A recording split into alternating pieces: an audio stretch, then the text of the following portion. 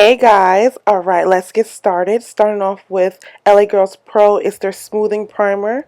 It kind of reminds me of Smashbox Pore Minimizing Primer because it definitely minimizes my pores and creates that smooth finish which I'm always looking for. Now I'm going in with one of my favorite products. It's LA Girl Pro's Concealer in Dark Cocoa. I will never get rid of this product. It definitely does the job. This concealer is bae. It conceals all my blemishes and my hyperpigmentation. I just love this concealer. And now I am going to blend that out with the help of MAC Fix Plus and my handy beauty blender.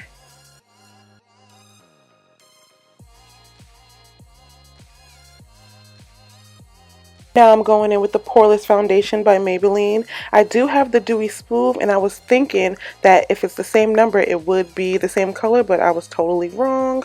It's definitely 2 shades off. So I had to grab a sample from Sephora and mix that in, as is the NARS All Day Luminous Foundation in the shade Dark 4. I'm normally the Dark 3, so I had to mix that in with this foundation to create my perfect shade. I am guessing that it's the undertone, why it's the same exact number but different shades, but I am happy that I did see that they are bringing more shades to this foundation, so that's definitely a plus because I really do enjoy this foundation. Now I'm going to be taking my damp beauty blender and I'm just tapping away to take away the excess oil that we do not need. And now I'm going in with my Sephora Collection concealer. It is in the shade 14. I do happen to enjoy this concealer because it has 21% coverage, which is amazing because foundation doesn't even have that much coverage. The only thing I have a problem with is definitely the applicator. I do not like the applicator. It's not like a normal applicator where you just swipe on the product. You have to dab it on. And as you can see, it just takes a little bit more time to do that. So I rather have the old concealer where the wand where you just swipe it on. But amazing product though. I wanted to go with a little bit of a bright highlight, so I'm adding LA Girls Pro concealer in the shade Toffee. I normally use the Fawn, but my local beauty supply store never has that shade, so I went with the next best thing, and I'm just adding that on top of the Sephora Collections concealer. And now I'm going in with my damp beauty blender and adding MAC Fix Plus to blend that on all out. And as you guys can see here, I'm adding the highlight to the tip of my nostrils because I am going to be contouring my nose. I normally didn't do that because I usually wear glasses and it defeated the purpose to me. But now that I have contacts, I do not know how to act. So adding the concealer to the nostrils is going to bring out the contoured area, which is going to define the nose.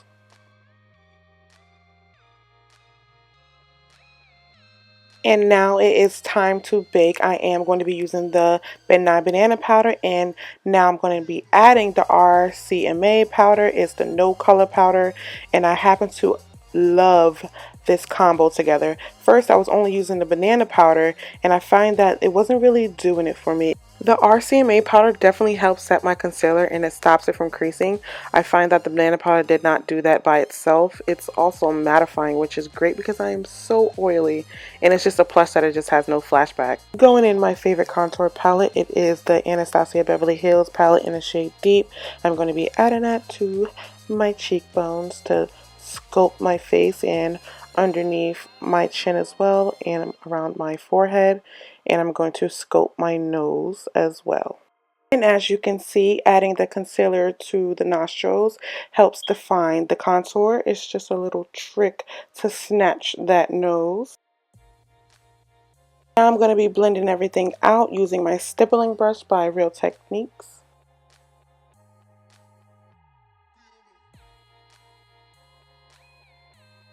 Now this step is totally optional. If you ever want to define your cheekbones a little bit more, adding a concealer 1 or 2 shades lighter than your complexion can define and sculpt your cheekbones. It's the same concept of snatching our nose. We're just going to snatch these cheekbones.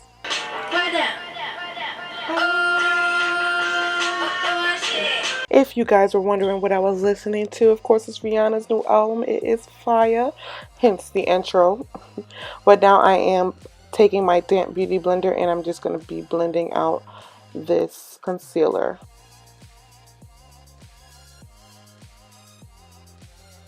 And now I'm going to be blending out the cream contour as well. And then I'm going to be adding more powder to bake. Now I'm going to set all my contour areas using NARS contour powder in the shade Genna.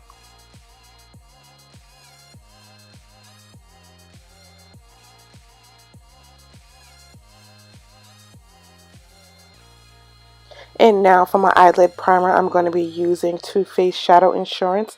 This is the best primer if you have oily lids like myself. And I'm also going to be using LA Girl Pro's concealer in dark cocoa to conceal my dark circles. And then I'm going to go in with a damp beauty blender to blend that all out as well. And lastly, I'm going to go in with my Kat Von D eyelid primer. It does have a yellow base, so that's going to help bring out my eyeshadow. And I've heard that they discontinued this. I'm not really sure, but I do know that it is no longer in my Sephora. I am pretty sad about that. And now I'm just going to be taking a fluffy eyeshadow brush to blend that all out. Now I'm going into MakeupGeeks Starter Kit, and the first color I'm going to be using is Creme Brulee. It's a nice tan shade, and I'm using this to set my eyeshadow primer. And I'm using this to set it because it's less tacky and it's easy for my eyeshadow to glide on. So I went ahead and did one eye, so now we're just going to go ahead and do the other one. And the MakeupGeek Starter palette really didn't have transition shades, so I am going to be using the 35 Old palette from Morphe collection. I'm going to be using 3 different shades from lightest to darkest. Starting off with this beautiful orange brownish shade, I'm going to be using this color for my transition. I'm only going to be using inside of my crease area. I'm going to be taking that second eyeshadow and I'm going to be applying that above the first one that I applied. It's more on a true brown shade rather than the first one had a little bit of an orange tint to it.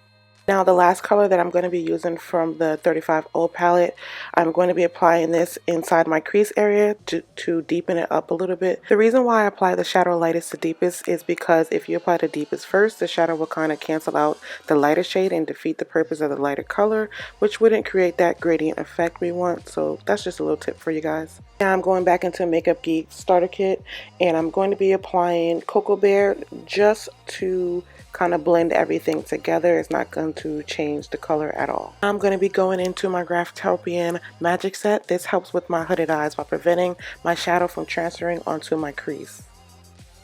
Going back into the MakeupGeek Starter Kit, I'm going to be using the shade Unexpected for my eyelids. And now I'm going to be taking this deep metallic purple shade with specks of black and I'm going to be applying it to the outer part of my eyes. So I do want to make it a little bit deeper, so I'm going into MakeupGeeks Corrupt to kind of deepen it out a little bit more on top of Drama Queen. And I am going to be taking that same shade and applying it to the outer and inner corner of my eyes, inside of my crease area, until I get that desired smoky look.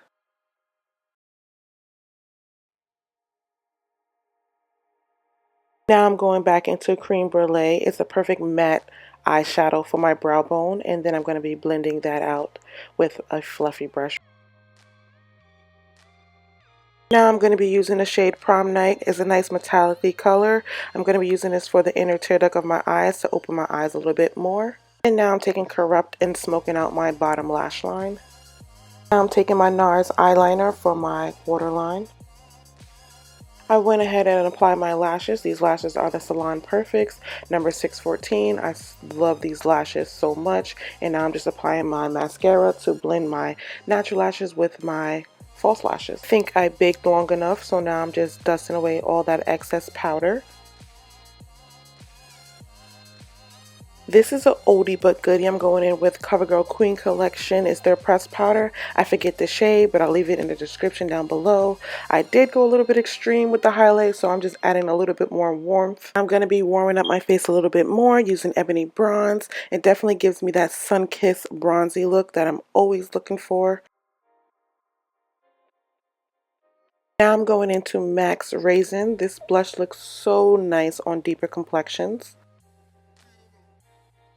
Now it's definitely time to glow. I am going to be spraying my MAC Fix Plus on my fan brush, and I'm going to be going into Anastasia Beverly Hills, that glow kit, and I'm going to be using the color Golden Bronze for my highlight. Now it is time for the lips. I am going to be muting my lips using the leftover foundation from my Kabuki brush from Real Techniques, and I'm going to be using the color Lax from ColourPop. It's one of my faves. Now I'm going in with Bite Beauty's Blanc lip pencil. I call this the magic stick because it can ombre any lip shade. Now I seem to be missing some footage because I did set my face with NYX matte setting spray. So sorry guys, but that is it for the look. Thank you guys for tuning in, and I'll see you guys next time.